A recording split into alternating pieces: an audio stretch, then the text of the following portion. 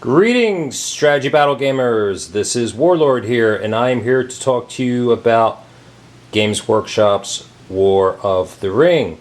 This is Games Workshop's mass battle system for its Lord of the Rings lines of miniatures, and it was published in 2009, a few years ago, and it is designed to fight the battles, the large battles of Middle-earth that we couldn't originally do with the strategy battle game. So this is our first video that we're going to do, talk to you a little bit about War of the Ring and how it can be used, and some of the flaws to the system and some of the advantages of the system. So what I want to do first, I want to talk a little bit about how War of the Ring came to be. And if you can see here, we have all of my Games Workshop's Lord of the Rings strategy battle games books, including the Hobbit strategy battle game, which came out with the new movie, and talk about the evolution of a mass battle system, which is something very familiar, something along the lines of Warhammer Fantasy, which has been out for several years, and kind of tell you how we got where we are. So a little bit of tabletop history. Originally, the Lord of the Rings license was given to a company called Elon Merck. It was a subsidy of Heritage. This was back in the 1970s when the first attempt to make the Lord of the Rings into a film came about. It was an animated version from director Ralph Bakshi, and it was essentially a sign of the times because Lord of the Rings back then couldn't really be made into a feature type film, live action feature film. So Ralph Bakshi went ahead and he attempted to make the film using animation and a technique called rotoscoping. So after the release of that film, a miniature line came out from Elon Merck, and they were essentially 25 millimeter lead figures, but they didn't come with a rule system to be used of any type. So wargamers had to essentially apply existing rule systems to these miniatures. Now, the most popular fantasy mass battle system at the time was something called Chainmail, and it's not the one that was released a few years ago, but the original version developed by Gary Gygax and Dave Arneson. And that rule system eventually became a role-playing game called Dungeons and Dragons, if some of you may have heard of that. So that's a little bit of the history of where it came to be. And Elon Merck lost the license from Lord of the Rings. I think Grenadier Miniatures had it for a while, and they produced some Lord of the Rings miniatures, as well as I think Citadel had the license for a while. So when we all heard, those of us of my generation, that there would be a new Lord of the Rings film, we were excited about it because it was live action, but in particular, we found out that there was going to be a rule system to fight the battles in miniatures. So this book here is the original Lord of the Rings, Fellowship of the Ring, a strategy battle game. This came with the box set that came out in 2001.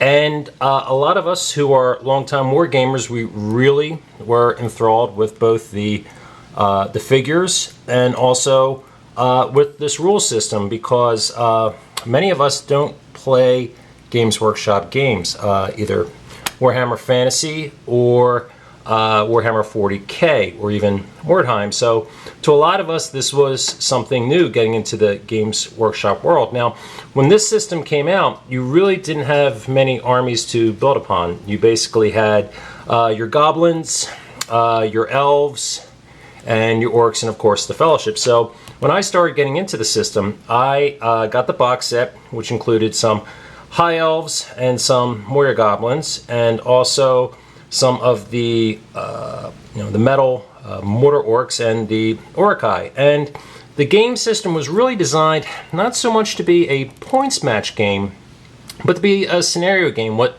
I think they were trying to do is recreate some of the scenes from the movie that came out. So you see here's Weathertop, of course, all the scenes of the movie, and of course Balin's Tomb for those of you from across the pond, Bridge of Khazad-dûm. And these were all really fun to play scenarios, and in reality, you really didn't need that many figures or models in order to play these games. So that was kind of a bonus, and the figures weren't really that expensive at the time. I think they were about, in US terms, about what, $9.99 I think is what they originally sold for, which is probably about, I don't know, £5 I think in UK terms. So, but if you look at the end of this book, you have the game that we really want, or the scenario we all wanted to play, the Last Alliance. And if you look at the participants here, you're looking at 240 orcs.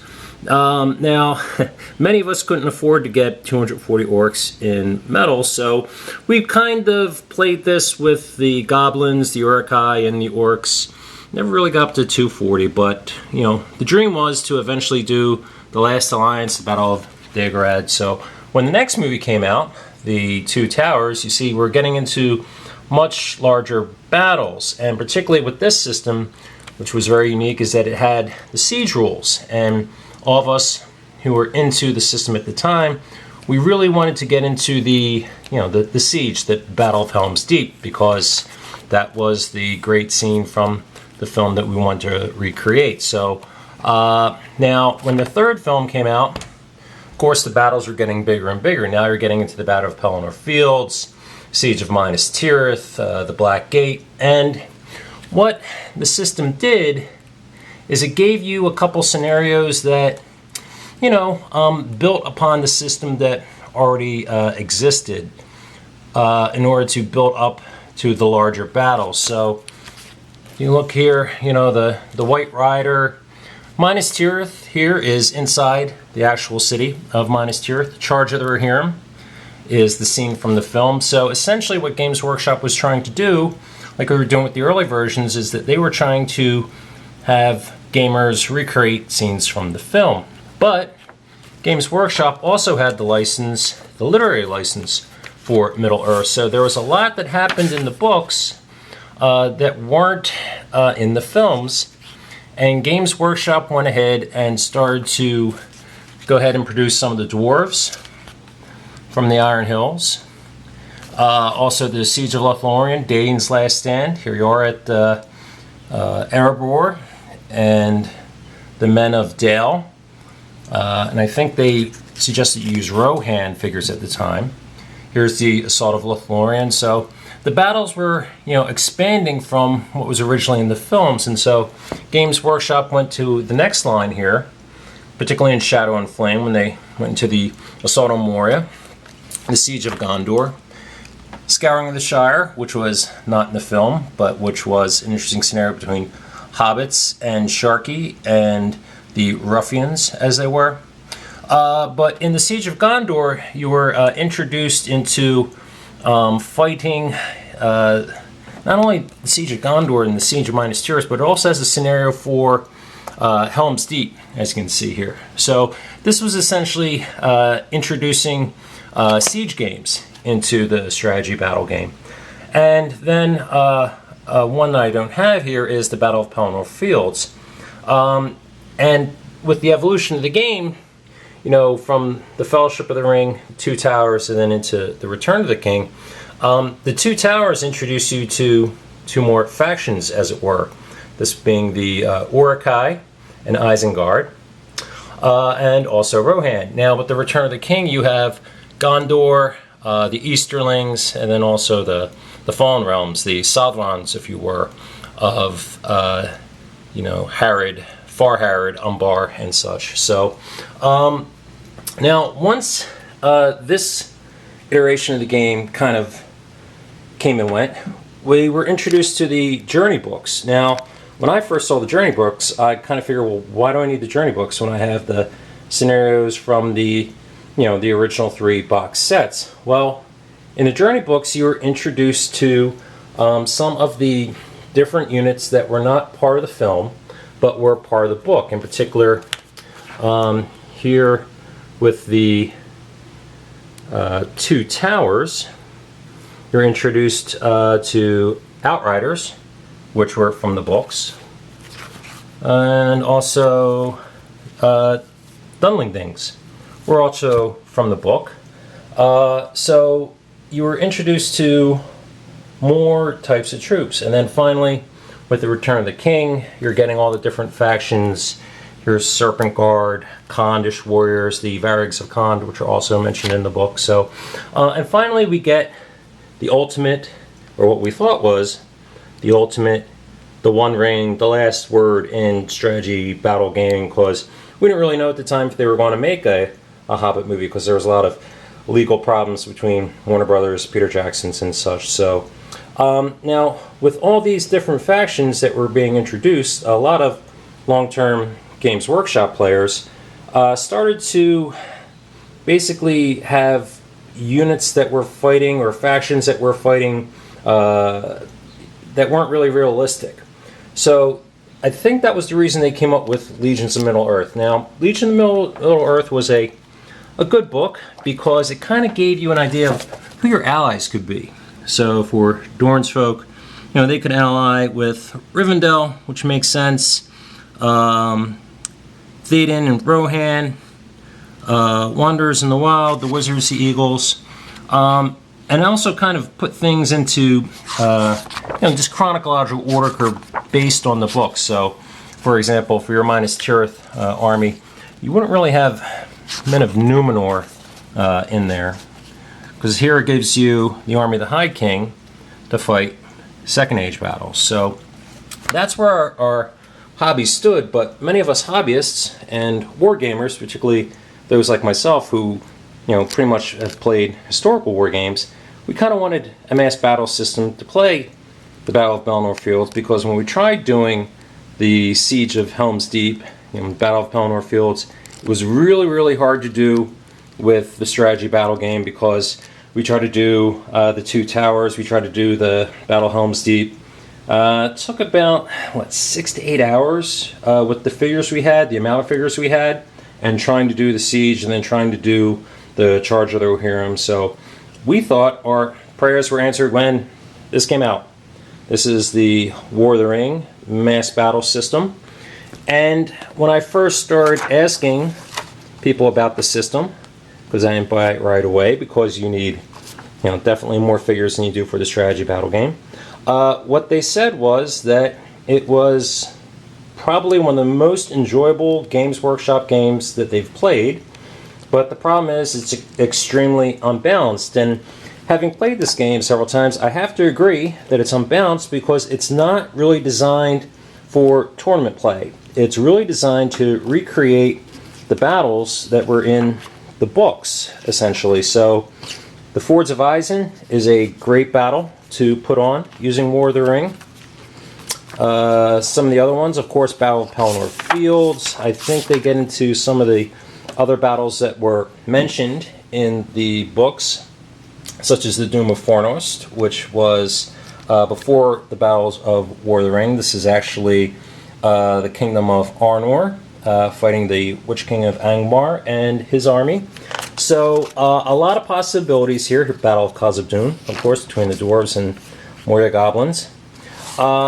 So I think if you want to play War of the Ring, you should really be looking to do battles from the book or in some sort of historical perspective. So you can use this in a campaign setting, but it's really not designed for points match. So, for example, when I play War of the Ring, shamans, however you want to call them, are not allowed, just because it's really not in Tolkien. So anything that we use in War of the Ring, or essentially we're trying to take from Tolkien. So, for example, for the Dwarves, Dwarf Rangers, this is, I think, something that was taken from Warhammer Fantasy and applied to the War of the Ring, and it's really not in the spirit of Tolkien, because we can argue that dwarves probably would not want to be in forests. It would probably want to be in the mountains, and they would be more, I think, along the lines of the dwarf warrior command. So Iron Guards, I don't use Iron Guard at all. I actually have the Khazad Guard, and there's a reason for this, and I'll get into that when I get a little bit more into my armies. So So with War of the Ring, there's this one expansion, Battle Hosts, which adds some additional rules to the game. I bought it. It's interesting, but I don't use any of the Battle Hosts. So now, since the new movie came out, we have a new box set, and we have the Hobbit strategy battle game. This is the the smaller version that came with the box set. So where does it stand? So those of us who play War of the Ring, we've come to realize that our days are numbered, but we still play the game and enjoy it. It's not something you can do. Well, I guess you can do it on a weekly basis, but really, if you want to recreate the mass battles, the great battles of Middle Earth, this is the system to use. So in my next video, I'm going to introduce you to some of my armies, and I'll introduce you to the army of Mordor, and then I also have an army for Rohan, an army for Isengard, and also to fight that the Battle of Dagorlad. I have the Second Age elves, the men of Numenor, to fight against Mordor. So we'll show them in the next video. So have a good strategy battle game. Good luck.